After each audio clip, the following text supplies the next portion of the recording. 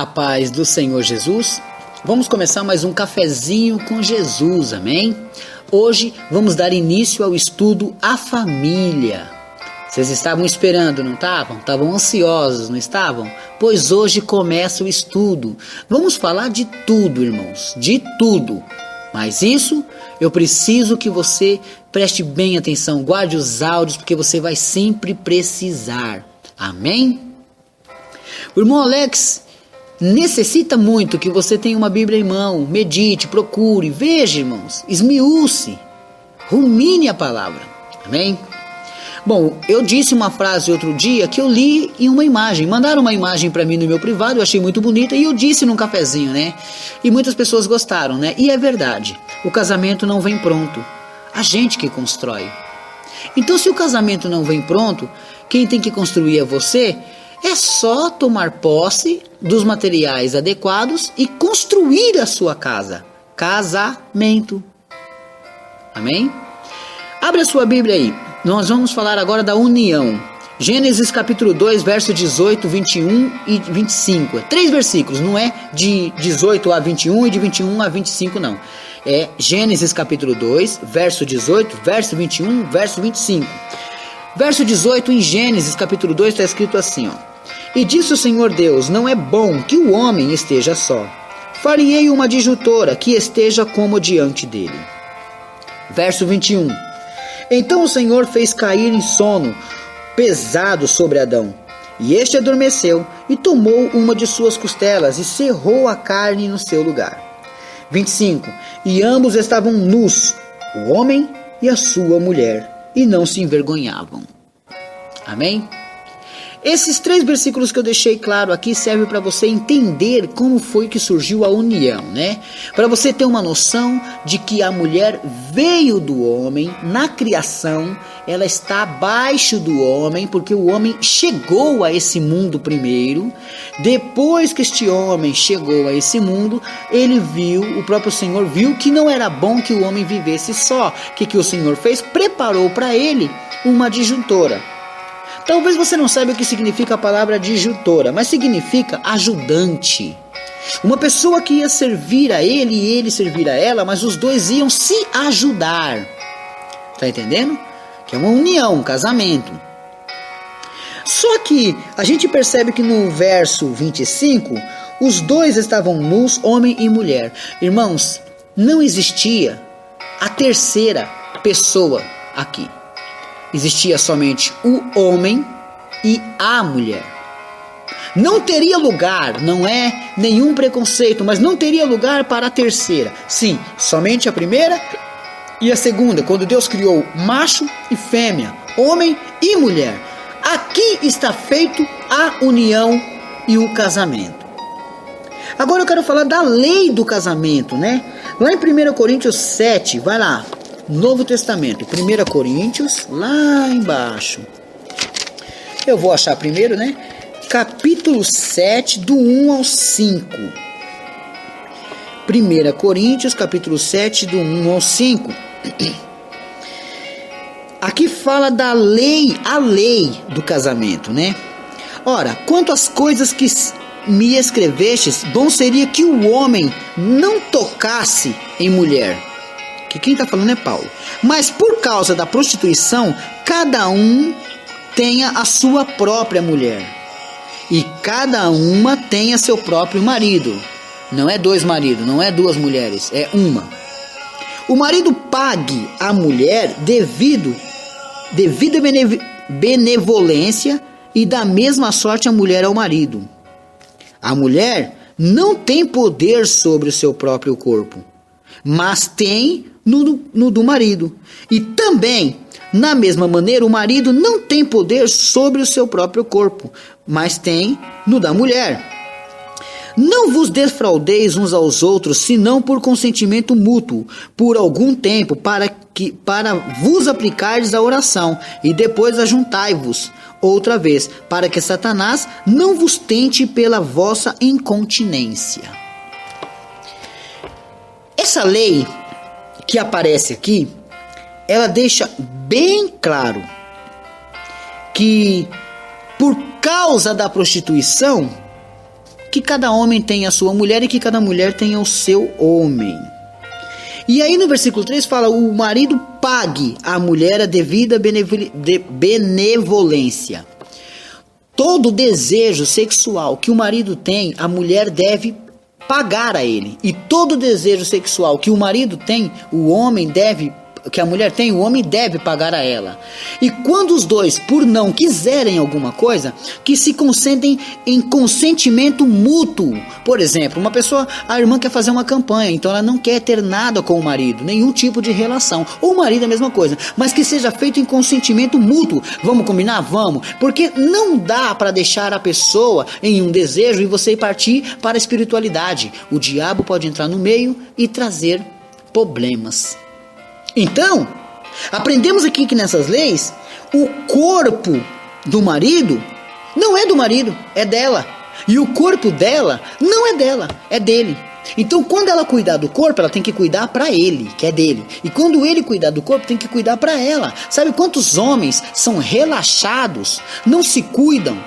E querem depois que suas mulheres coloquem seus olhos somente neles. Lógico, se Satanás atentar, as mulheres podem cair na concupiscência do pecado. E se Satanás atentar, os homens podem cair na concupiscência do pecado. Portanto, não deixe que isso venha acontecer.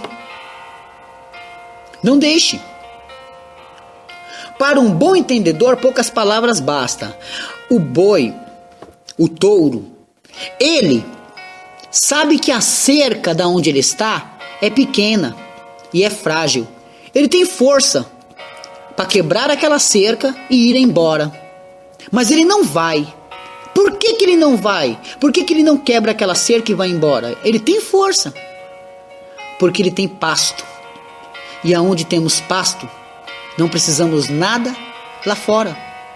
Entendeu? A mulher tem que ser esposa ao seu marido, o marido tem que ser esposo à sua mulher. Portanto, não deixe o diabo entrar no meio de vós, fazendo com que vocês não paguem o desejo de cada um. Isso é uma lei.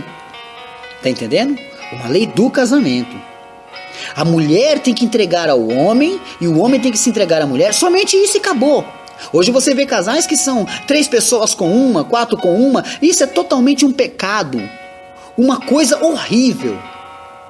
Tanto é que hoje casais cristãos frequentam motéis, aonde são feitos cultos demoníacos naquela cama, porque a esposa está traindo, o esposo está traindo. O que está acontecendo naquela cama de casal? Naquela cama de motel?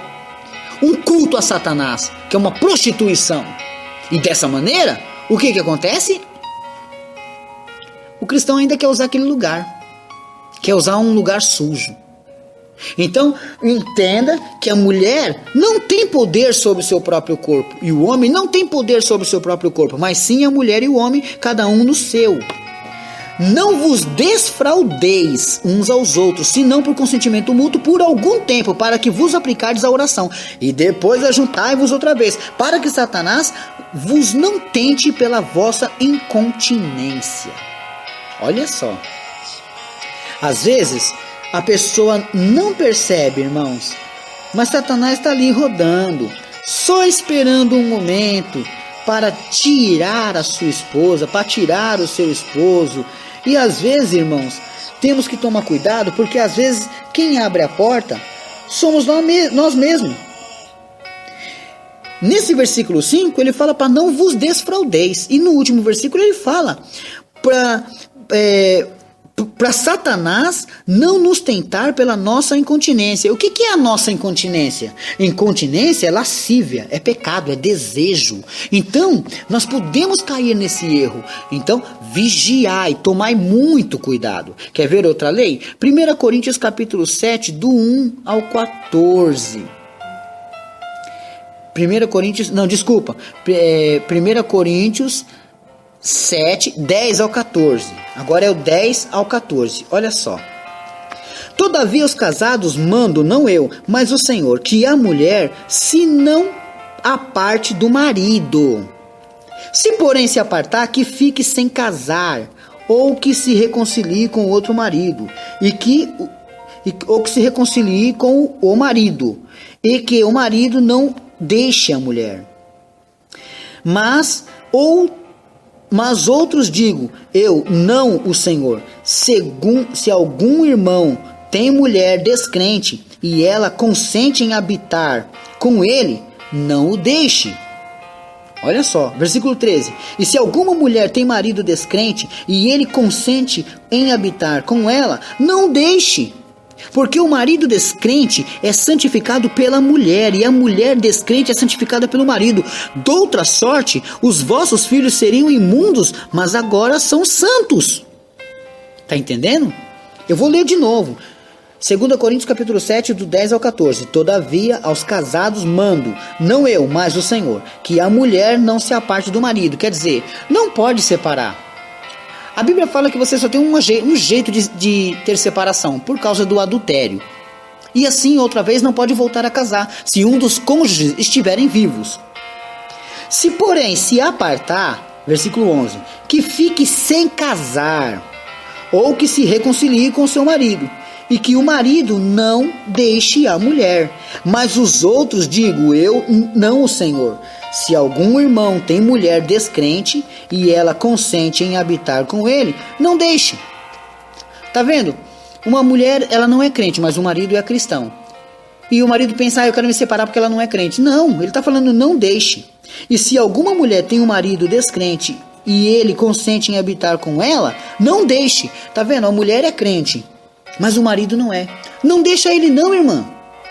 Porque o marido descrente é santificado pela mulher.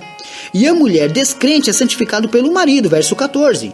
De 1 Coríntios capítulo 7. Doutra sorte, os vossos filhos seriam imundos, mas agora são santos. Então, você que tem um marido que não é cristão é você que vai santificá-lo. Começa a lutar para conquistá-lo aí. E a mulher que não é cristã é o marido que vai santificá-la. Entendeu até aí?